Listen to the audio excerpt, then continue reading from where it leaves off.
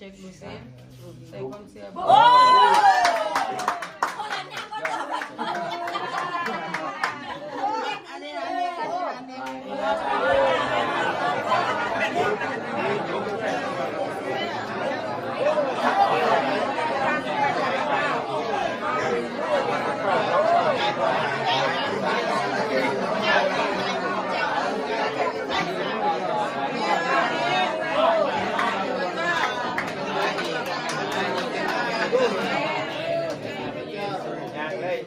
เอามาย่างเบิ่งกันหายแล้วเหย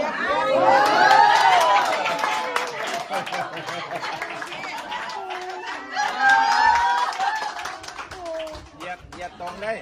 เหยียดตรงโอ้ได้ตรง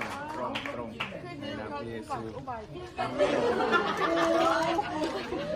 ดีครับ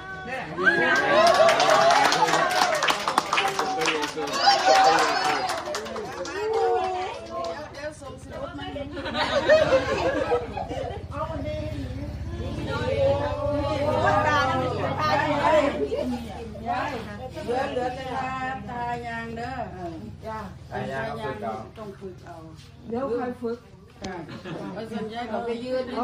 มันสิเกิดหวังถ้าฝึกเตือนเด็กของให้ย่างให้ก่อนแต่ยายบ่ปวดเรายายก็ไปยืนตรงยืนพิ้งยืนสิ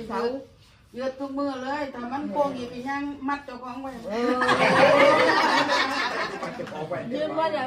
ย่างอีเลยนะเขาดาวเลย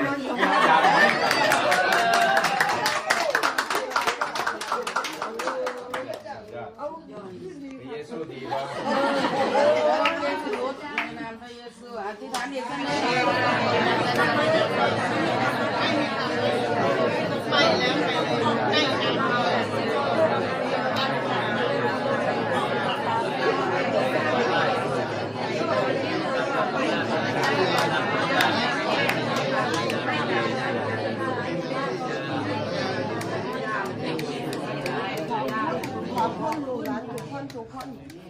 ไม่ดีอุบัติคุณ